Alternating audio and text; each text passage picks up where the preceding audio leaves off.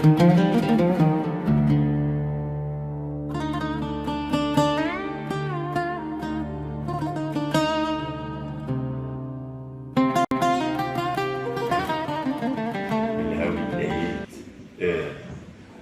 فنان تشكيلي رسام نحات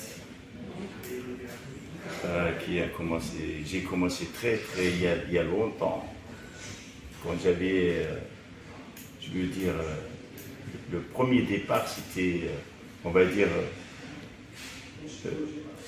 c'était comme un enfant bien sûr quand on commence toujours on revient à l'enfance. On va dire, il y a beaucoup d'artistes qui disent « Ah, ça m'est venu ça de ma mère ». Ben, c'est pareil, c'est incroyable.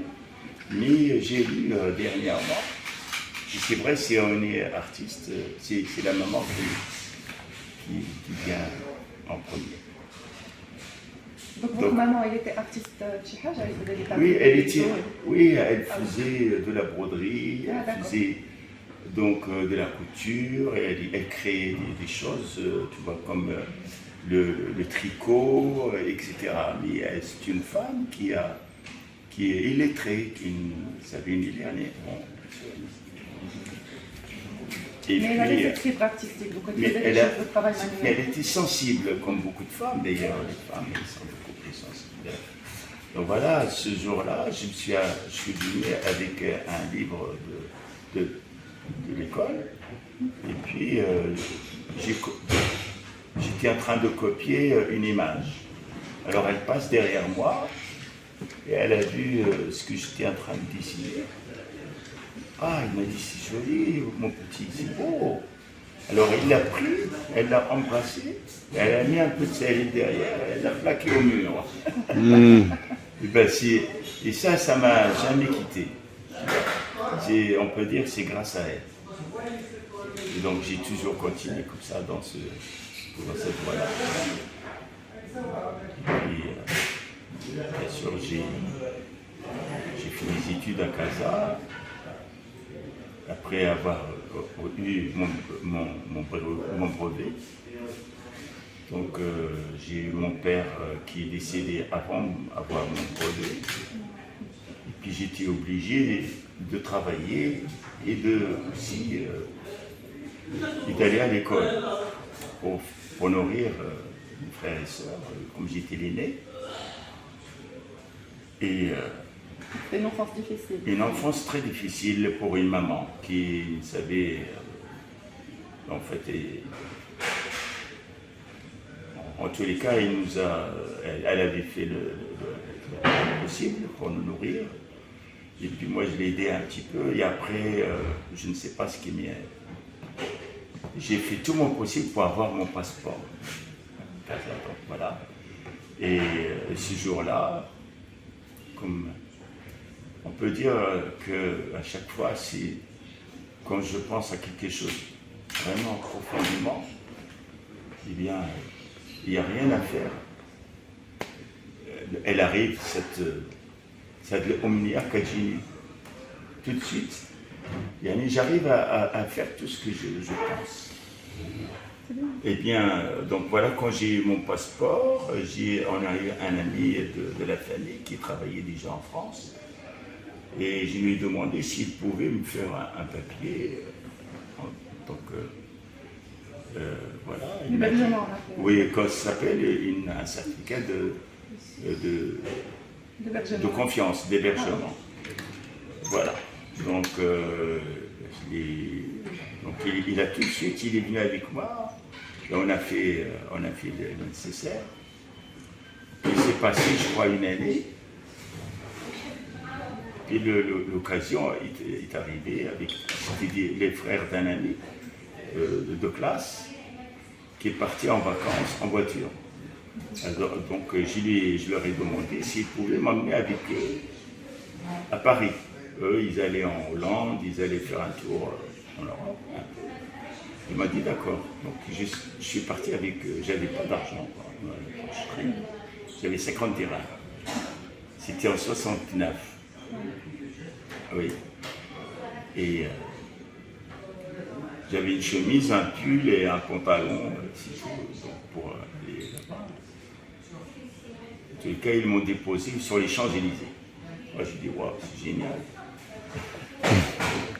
Bon, avec ma petite valise et tout ça, le monde était un autre monde. Ce n'est pas la Casablanca. Casablanca, c'était déjà une grande ville, très en avance. On était très à la mode, on s'habillait bien, on allait danser et tout ça.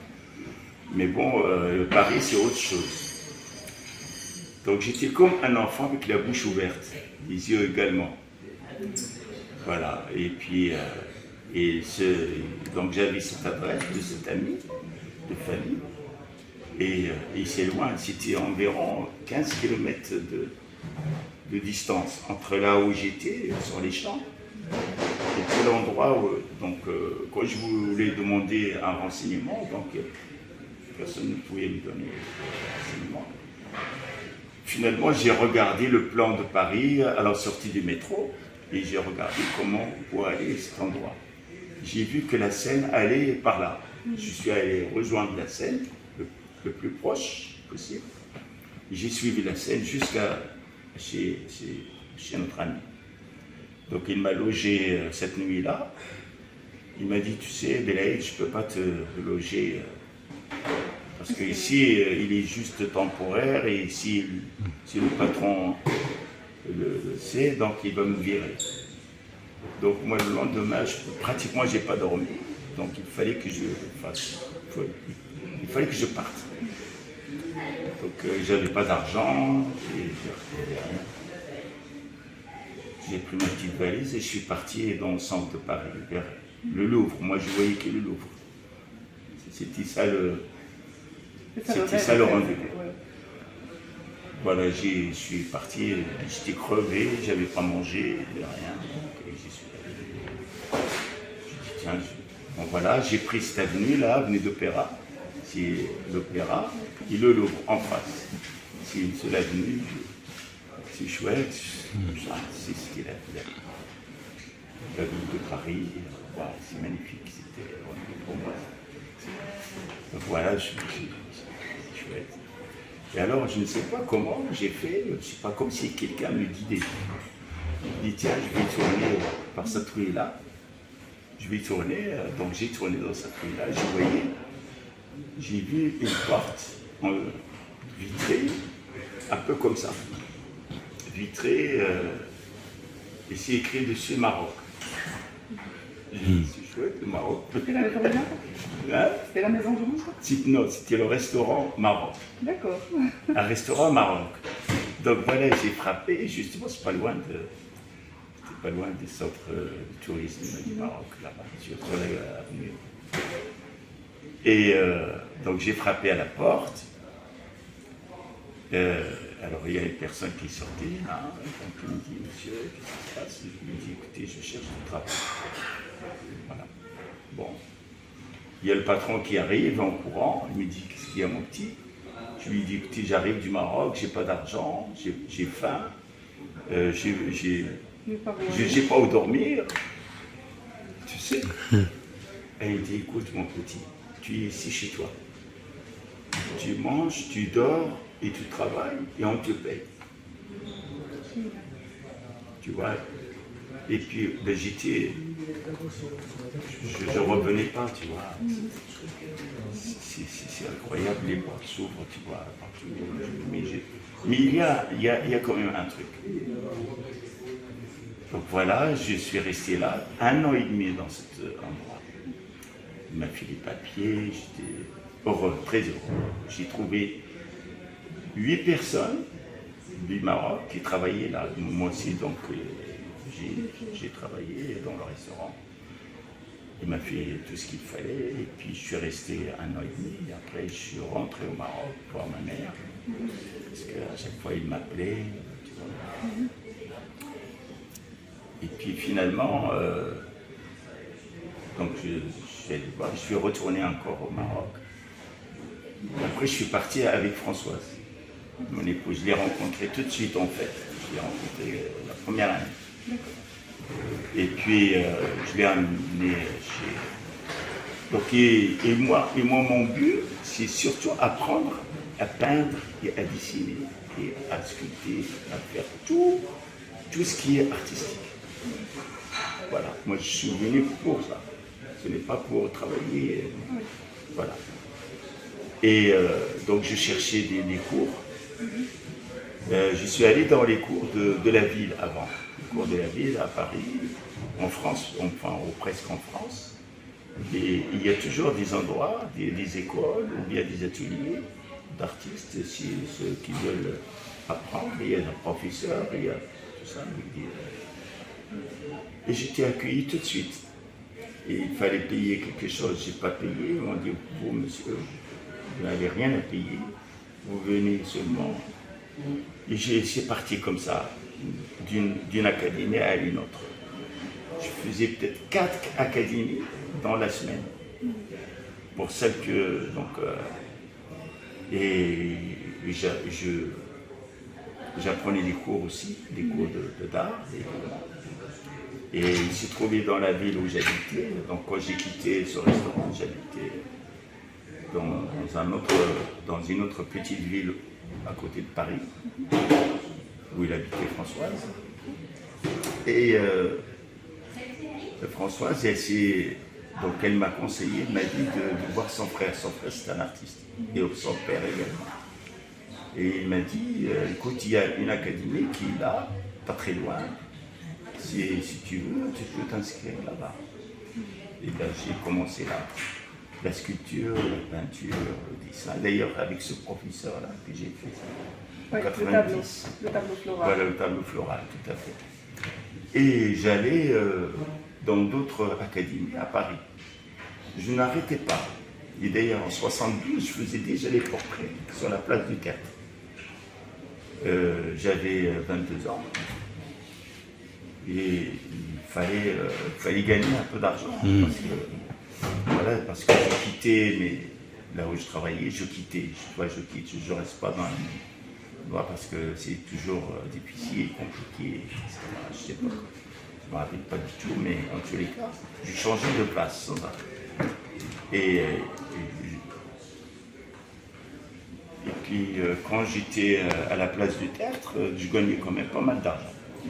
Après, mais la police ne nous laissait pas faire, parce que c'est des autorisations, c'est un peu... C'est réglementé. C'est réglementé, la police ne nous laisse pas, donc on était à la sauvette. Je faisais les portraits à la sauvette. Bon, voilà, je partais quand même avec un petit pactole, la journée, 3000 dirhams, 300, 3000 francs, c'est ça, 3000 francs par jour, c'était génial. Et puis, j'allais après, quand je n'étais pas à la place du théâtre, je vais à la place Beaubourg. Je ne sais pas si tu vois où c'est Beaubourg, tu vois, Centre Pompidou. Là aussi, il y a une grande esplanade, je faisais les caricatures, je faisais les portraits. Et puis dans les autres jours, j'allais quand même au cours de peinture et dessin et sculpture dans d'autres académies. Même l'atelier de Toulouse-Lautrec, j'ai pratiqué. Voilà, donc c'est dans le quartier Pigalle.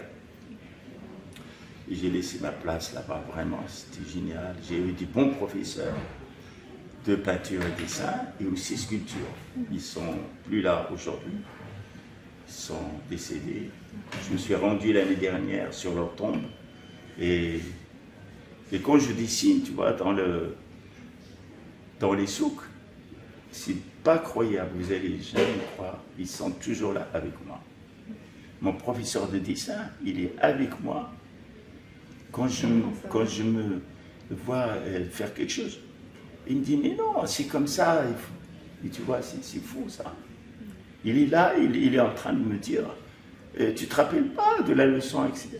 Mais c'est fou ça. Hein. On est possédé par ces maîtres. Tu vois, voilà. Et c'est aujourd'hui, alhamdoulilah, grâce à Dieu, avec le travail journalier, mais je n'arrête pas. Tous les jours, je travaille. Quand je sors de chez moi, j'ai déjà dessiné ce matin.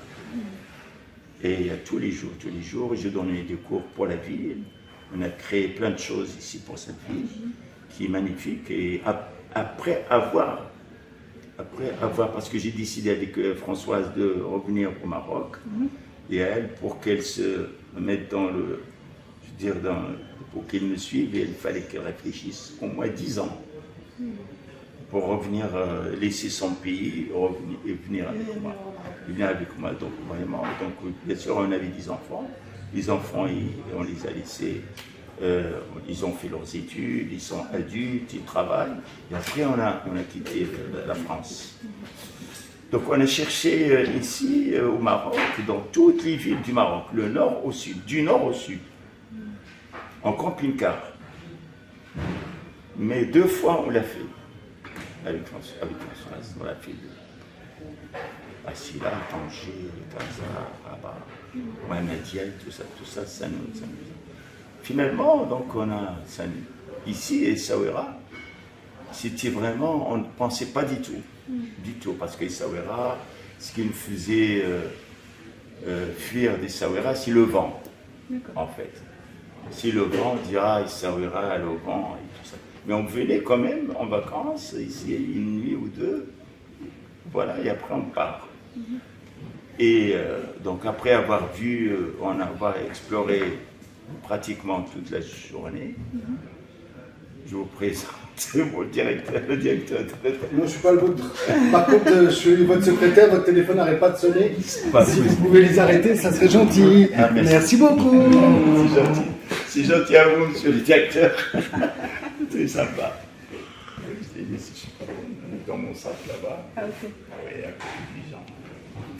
Excusez-moi pour la coupure. Il n'y a pas de problème. Donc, Alors, vous avez décidé, au début, vous ne vouliez pas rester ça. là parce qu'il y avait... Voilà, Essaouira. Essaouira, c'était vraiment... On avait pris rendez-vous avec quelqu'un à Agadir. Après avoir sillonné le Maroc du nord au sud. Rendez-vous avec on a trouvé un restaurant, plus un appartement, au bord de la mer, pas très loin de la mer. Et alors on lui a dit, écoutez, moi je suis à Nador, si vous voulez attendre 3 jours, il n'y a pas de souci. Alors nous, moi j'ai dit à Françoise, écoute, qu'est-ce qu'on va faire à Agadir? On va aller à Essaouira. On va aller à Essaouira, passer ces 3 jours-là et après alors on rentre à Essaouira, il faisait un temps splendide. Mais splendide, on n'a jamais vu comme si ça a été préparé pour nous, vraiment. Alors on arrive, le ciel était bleu, la mer verte, les îles, tu vois, c'était magnifique, la mer était calme, tout ça, les murs blancs, les volets bleus. Alors je lui ai fait comme ça en rentrant, sur ça, en hauteur. Elle me regarde, je la regarde, je crois que c'est ici. Finalement, on a laissé notre camping-car et on est rentré par la porte de l'Obstal. Il y avait un agent immobilier. Je lui ai dit, est-ce qu'il y a quelque chose à vendre ici? Il m'a dit, tout Essaouira, elle est à vendre. Tout ce que vous voulez, il y a les commerces, il y a les appartements, il y a tout. Il nous a fait visiter ça aussi, les endroits, ces appartements, etc. Les commerces, il y en avait plein. Donc finalement, on a acheté le lendemain un appartement sur la petite placette, qui est juste une belle place qui est là avec des arbres. Là où on faisait d'ailleurs les premiers festivals de Gnawa, juste à l'entrée de l'horloge, juste derrière, dans la petite place là. Et c'est là qu'on faisait le premier festival du Gnawa, par terre. C'est magnifique. Et alors, on a organisé, avec M. André et Léla Tzazi, c'était une assemblée générale à l'association Essaouira Mogador. Moi j'étais là, André était là, il y avait le président de l'association qui était là, Brahim Zaïd. Vous étiez en tant que peintre ou là, vous avez une association? Je suis, ça y est, là je suis diplômé, oui, peintre, oui, je suis là comme un résident déjà. Oui. Et je me suis fait connaître comme quoi je suis artiste. Et j'ai déjà fait une exposition quand je suis arrivé. Il y avait au moins 400 personnes à l'ouverture de l'expo. Au moins 400, je dis bien 400. Mais ça partait comme des petits pains. Et donc les gens Il y avait bien sûr toutes les autorités, la télé, etc. J'ai vraiment bien travaillé. Et j'ai bien vendu, il faut le dire franchement. Bien vendu, très bien vendu. Et d'ailleurs, ça continue, il n'y a pas de souci. En fait, les gens me voient travailler dans la rue, dans les rues, dans les souks. Donc, c'est le direct. C'est tout ce qu'on voit. On voit un artiste qui travaille dans la ville et qui est là partout, on le rencontre. Donc, quand il y a une exposition, donc les gens... Vous m'aviez dit que vous aviez fait des affiches J'ai fait des affiches, oui, des affiches du premier Gnawa, le premier festival. Donc j'étais avec Nil Atazi, avec M. André, il y avait le président de l'association Sawara Magado qui est Abraham Zahir de Villa Maroc, qui était à ce moment-là le président. Et donc moi j'arrive, je ne connaissais personne, je ne connaissais pas M. André. Et puis nous à ce moment-là, on a déjà ouvert un petit resto très sympa chez Françoise. Et donc on commençait à organiser pour le premier festival. Le premier festival, c'était à l'origine M. Chlieh, qui aujourd'hui n'est plus là, qui, je ne sais pas de quoi il est pas. Et il y a aussi Pascal Hamel, c'est eux à l'origine du festival. Voilà, il disait pourquoi pas, on ferait un. Et c'est parti de bouche à oreille comme ça. Et alors on a fait ça avec l'Assemblée générale. Donc on a dit pourquoi pas, on ferait un festival. Et donc moi, il commençait à parler sur le festival. Moi j'ai dit, écoutez, parce qu'ils avaient voulu faire juste des photos pour les affiches. Alors je leur ai dit, non monsieur, arrêtez.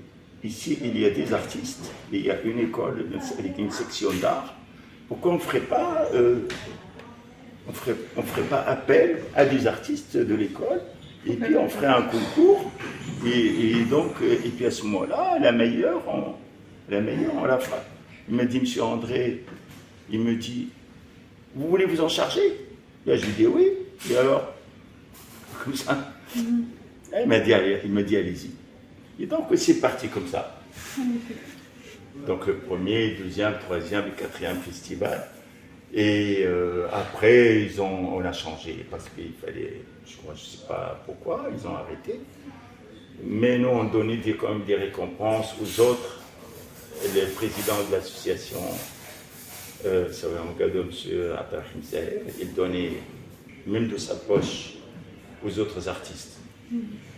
Vraiment, c'est quelqu'un de bien. Et d'ailleurs, on est toujours comme des frères. Et voilà, il aime les artistes, il aime la ville. Et puis lui, il a Villa Maroc. Je ne sais pas si vous avez entendu parler. Je vous ferai visiter si vous voulez Villa Maroc. Comme ça, on pourra même discuter avec lui. Vous la ferez visiter. C'est un bel endroit. Voilà, il est donc M. Abraham Zahir et sa femme Cornelia. C'est une Suissesse allemande. Donc, et puis on est toujours la main dans la main. Pour la ville et pour nos enfants, parce qu'on était les uns avec les autres tout le temps. Voilà, et on continue jusqu'à maintenant, pareil.